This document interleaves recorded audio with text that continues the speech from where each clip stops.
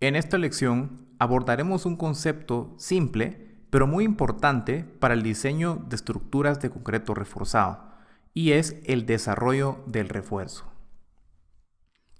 Para todos los modelos matemáticos utilizados para el diseño de concreto reforzado, asumimos que el refuerzo va a estar ubicado en aquellas zonas en donde ocurre la tensión. Estos modelos suponen en su mayoría que el refuerzo alcanza un estado de fluencia, y para que este estado de fluencia se alcance o se logre en la práctica real o en modelos reales, tenemos que asegurarnos que el refuerzo esté embebido una longitud tal que permita que esta fluencia se alcance antes de que la barra se suelte o se zafe del concreto en donde está embebida. Podemos ver en la figura la distribución de los esfuerzos que se tiene suponiendo que tenemos una barra embebida, una longitud L sub D, como vemos en la figura,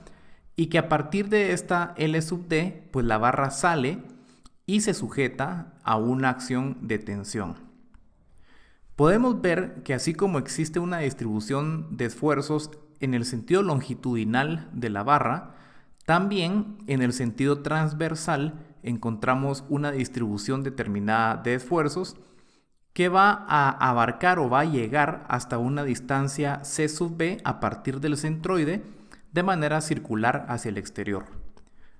Así como hemos manejado modelos simplificados del comportamiento de los esfuerzos en la sección, pues en la sección transversal también podemos definir un modelo simplificado del comportamiento que ocurre aquí. Y también podemos llegar a una conclusión rápidamente, en donde, dependiendo de la longitud o de la separación que tengan estas barras con respecto a la orilla o al borde del miembro estructural, o bien hacia otras barras, podríamos experimentar grietas que, como nos podemos imaginar, pueden provocar fallas. Así es que aquí llegamos a dos conclusiones importantes, y es que primero tenemos que garantizar que la barra va a alcanzar el estado de fluencia antes de zafarse del concreto, y esto lo vamos a lograr mediante una longitud que vamos a llamar longitud de desarrollo.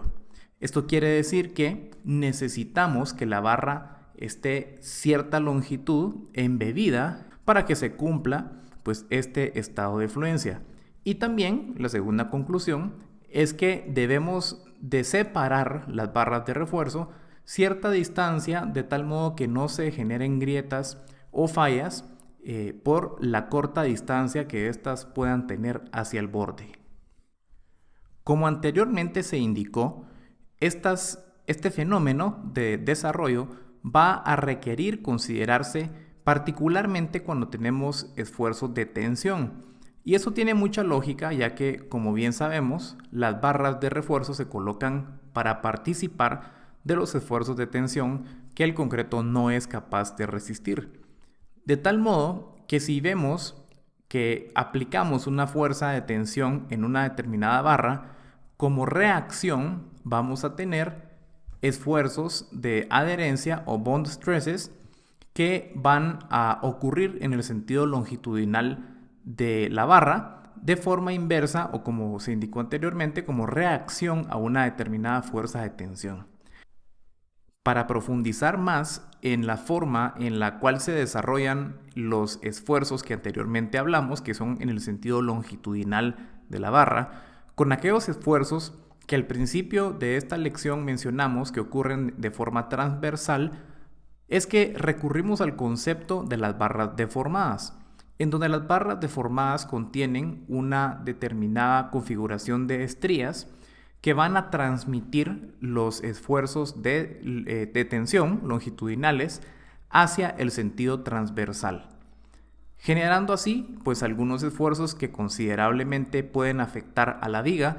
cuando están estas barras muy próximas al borde o bien muy próximas a otras barras que también están provocando esos esfuerzos. Prácticamente lo que vamos a empezar a controlar es que los esfuerzos que se provocan en las barras y en el concreto por las acciones de tensión no se estén de alguna manera relacionando con los esfuerzos provocados por barras vecinas, y de esa manera no se generen esfuerzos por encima de lo que el concreto es capaz de resistir. Por ello, la longitud de desarrollo y la separación de las barras con respecto a los bordes. Ahora que hemos abordado este concepto de longitud de desarrollo, que recordemos es aquella longitud que se debe de considerar para que las barras de refuerzo en los modelos reales o en las estructuras reales sean capaces de desarrollar el estado de fluencia antes de zafarse del concreto, pues el ACI nos presenta varias maneras de cómo podemos calcular esta longitud. Primero, abordamos el reglamento en la sección 25.4.2.3, en donde se presenta la ecuación completa. Como podemos ver, el E sub D es la longitud de desarrollo, estamos tomando la versión en inglés, así es que está en pulgadas, y tenemos un coeficiente que es 3 sobre 40.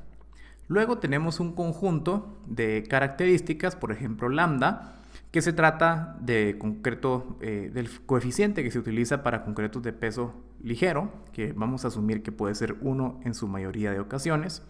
Luego tenemos F sub Y y F' sub C, valores correspondientes a los estados del refuerzo y del concreto respectivamente. Y bueno, vamos a encontrar tres coeficientes psi, que van a depender psi sub T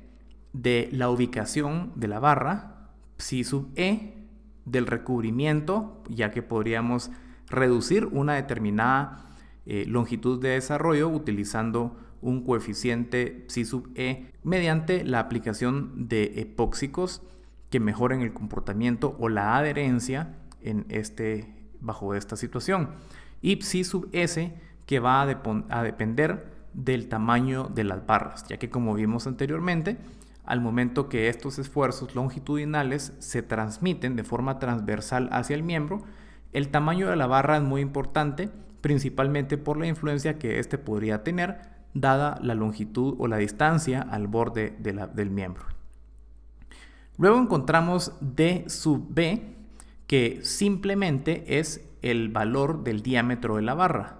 Y esto resulta importante ya que en muchas ocasiones, en vez de L sub D, vamos a tener una relación entre la longitud de desarrollo y el diámetro de la barra. De tal modo que lo que nosotros vamos a estar obteniendo como resultado es una determinada cantidad de diámetros. Luego tenemos entre paréntesis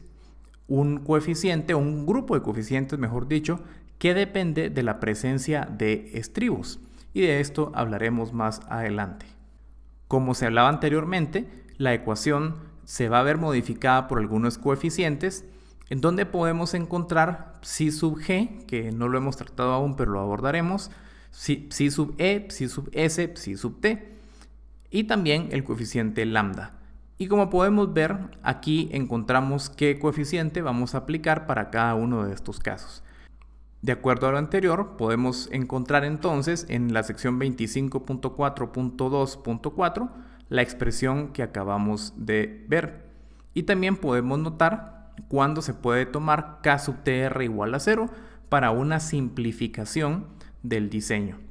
Ahora, esta simplificación resulta importante porque cuando no tenemos condiciones de confinamiento o no queremos tomar en cuenta cómo favorece el confinamiento o los estribos a la longitud de desarrollo, podemos utilizar un conjunto de expresiones simplificadas. Estas expresiones simplificadas las encontramos en 25.4.2.3 y podemos notar de que van a depender de algunas condiciones. Cuando se cumplen con estas condiciones, es posible utilizar algunas de las ecuaciones que vemos aquí, o bien, para algunos otros casos, es posible utilizar las ecuaciones que vemos por debajo. Esto nos va a llevar a la conclusión de que la relación L sub D dividido dentro de D sub B, que aquí tenemos lo que mencionaba anteriormente, algo relacionado con el diámetro, es que para cada caso tenemos dos alternativas, ya que aquí vamos a tener dos alternativas para barras número 6 o más pequeñas y dos alternativas para barras número 7 o mayores. Aquí tenemos entonces cuáles son las condiciones que debemos de tomar en cuenta o que podríamos tomar en cuenta para seleccionar cualquiera de los dos sets de ecuaciones que tenemos aquí. Primero, empecemos por notar que todas las expresiones de longitud de desarrollo contienen f sub y, f' sub c, lambda, psi sub t, psi sub e y psi sub g. Y en realidad, lo que nos va a hacer cambiar cada una de esas expresiones son los coeficientes numéricos que tenemos. Por ejemplo, en la primera expresión tenemos 1 sobre 25, en la segunda 1 sobre 20, en la tercera 3 sobre 50 y en la cuarta 3 sobre 40. Y miremos las dos alternativas que tenemos para barras número 6 o menores y nos damos cuenta que la primera es 1 sobre 25 y la segunda es 3 sobre 50, en donde prácticamente una de estas va a favorecer más la longitud de desarrollo, podemos utilizar una longitud menor, y en la otra nos vamos a ver obligados a utilizar una longitud mayor. Igualmente, para barra número 7 tenemos una alternativa con un coeficiente numérico de 1 sobre 20 y otro de 3 dividido dentro de 40. Las condiciones que se deben de cumplir para cada uno de estos dos sets los tenemos aquí, en donde prácticamente las condiciones del set 1 son más exigentes que las del set 2. Por lo tanto, las condiciones del set 2 nos van a permitir o nos van a exigir, mejor dicho, longitudes de desarrollo más largas. Mientras que el set 1, que requiere un poquito más de esfuerzo comprobar que eso se esté cumpliendo, pues van a ser longitudes más cortas. Todo esto puede ser muy importante porque en muchas ocasiones la longitud de desarrollo podría llegar a dominar el peralte de una determinada sección, como lo veremos en un caso práctico ya en una sesión síncrona. En esta tabla o en estas dos tablas encontramos algunas longitudes de desarrollo dadas algunas condiciones del refuerzo. En la primera tabla vamos a tener resultados en función del diámetro de la barra, como podemos ver en el encabezado o en el título de la tabla, L sub D dividido dentro de D sub B. Mientras que en la tabla 7.2 sí vamos a encontrar longitudes de desarrollo establecidas directamente en pulgadas o una longitud total. Analicemos el primer caso que podemos encontrar acá. Por ejemplo, si tenemos una barra número 6, vamos a tener un F'C de 3000, 4000, 5000 o 6000, supongamos 3000 PSI. Entonces, si tenemos una barra número 6, grado 40, con un concreto de 3000 PSI, en donde las condiciones del set 1 se han cumplido, y otro elemento muy importante, psi sub t, psi sub e, psi sub g y lambda son igual a 1, que son condiciones prácticamente normales, nos vamos a dar cuenta que la relación LD dentro de D sub B es de 29.3. Eso quiere decir que la longitud de desarrollo de esa barra número 6 va a ser 29.3 diámetros de la barra número 6. Igualmente, si pasamos a un concreto 4000 PSI, la longitud de desarrollo ya no serán 29.3 diámetros, sino 25.3. Es decir, mientras más resistente es el concreto, vamos a tener una menor longitud de desarrollo. Esto estamos tomándolo en cuenta considerando que se cumplen con las condiciones del set 1. Si en dado caso no se cumplen las condiciones del set 1, en vez de tener 29.3 diámetros de la barra para un concreto de 3000 PSI, vamos a tener un total de 43.9 diámetros. Podemos notar que la diferencia entre usar una u otra condición es sumamente sensible y por eso es que tampoco podemos adoptar una simplificación cuando no sea necesario, ya que si existe la posibilidad de tomar en cuenta el efecto del confinamiento, es importante por la disminución que podemos tener en la longitud de desarrollo. Si utilizamos la tabla 7.2, Por ejemplo, asumamos que se tiene aquí, como podemos ver, una barra número 3. Si se cumple las condiciones del set 1 para un F'C de 3000 PSI, vamos a tener una longitud, aquí ya son pulgadas, como lo vemos en el encabezado, de 17 para una longitud de desarrollo. Mientras que si no se cumple, tenemos una longitud de desarrollo de 25 pulgadas. Es decir, tenemos 8 pulgadas de diferencia en el caso de que se cumpla o no se cumpla con las condiciones del set 1 y el set 2 que vimos anteriormente. Si en dado caso el concreto fuera de 4000 PSI, en vez de 17 pulgadas para una barra número 3, serán 15 pulgadas. Y así, con esta misma lógica, encontramos diferentes alternativas o diferentes longitudes para las demás barras. Todo esto lo hemos calculado o precalculado según las ecuaciones que anteriormente se han presentado de ACI, que como podemos notar son en realidad ecuaciones muy sencillas de calcular. Ahora, como podemos imaginar, la longitud de desarrollo también puede favorecerse cuando ésta no se desarrolla de forma lineal dentro del concreto, sino que a ésta se le realiza un gancho. A diferencia del caso que teníamos al principio, ahora vamos a tomar en cuenta qué nos dice el reglamento cuando las barras tienen un gancho y no se están desarrollando en línea recta. Claramente, la distribución de esfuerzos que vemos aquí, de forma comparada con la distribución de esfuerzos que vimos al principio, pues es diferente, ya que el gancho va a favorecer que la longitud de desarrollo se recorte, como bien podríamos pensarlo de forma intuitiva. Y para esto tenemos un diferente valor de L sub D, el cual vamos a identificar como L sub DH, como lo vemos en esta gráfica.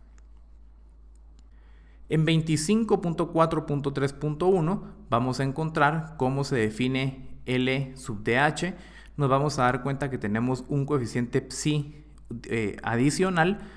y vamos a tener algunos factores de modificación adicionales que van a depender de la existencia de confinamiento. Aquí encontramos también que es lo que particularmente dice ACI según 25.4.3 e incluso los coeficientes psi que ahora tendremos que considerar, que nos damos cuenta no son iguales a los psi anteriores para barras que se desarrollan linealmente. Como podemos ver, los ganchos, cuando estamos hablando de longitud de desarrollo, tienen una razón de ser importante, y es que en los miembros de borde quizás no lleguemos a tener el espacio suficiente para poder desarrollar la barra. Por lo tanto, vamos a utilizar un gancho que va a favorecer esa longitud de desarrollo, pero también vamos a tener que incluir algunas nuevas consideraciones. Por ejemplo, la existencia de estribos, tal como lo vemos aquí, estribos de confinamiento, en donde los estribos de confinamiento van a tener que cumplir con una característica de separación particular y también con una separación con respecto al borde del miembro, para que de esa manera los podamos desarrollar garantizando que no existe no estamos superando el esfuerzo o no estamos sobreesforzando el concreto y de esta manera provocando que las barras no lleguen a ser capaces de fluir. En 25.4.3.3 encontraremos cuáles son las condiciones de ese confinamiento, que puede darse tanto con estribos verticales como con estribos horizontales, que de alguna manera van a impedir que los esfuerzos desarrollados sobrepasen la capacidad del concreto. Y por último, encontramos un caso que también puede ser muy importante y muy útil, que es el uso de barras con cabeza. Las barras con cabeza también nos van a permitir reducir esa longitud de desarrollo, que en vez de llamarla L sub D o L sub DH, la llamaremos L sub DT. Y estas barras lo que van a permitir es reducir aún más la longitud, que va a servir también cuando no tenemos espacio suficiente para que se cumpla con esta condición de desarrollo del refuerzo a la cual hemos nosotros abordado. Así es que concluimos esta lección abordando de manera bastante simple qué significado y qué utilidad tiene la longitud de desarrollo en el concreto. En donde nuevamente recordemos de que cuando tenemos un punto de tensión máxima en un determinado diagrama de momentos, tenemos que garantizar que en ese punto va a ocurrir la fluencia antes de que la barra se salga o se zafe del concreto en el que está embebida. Y esto lo vamos a hacer con el concepto de longitud de desarrollo como antes se indicaba.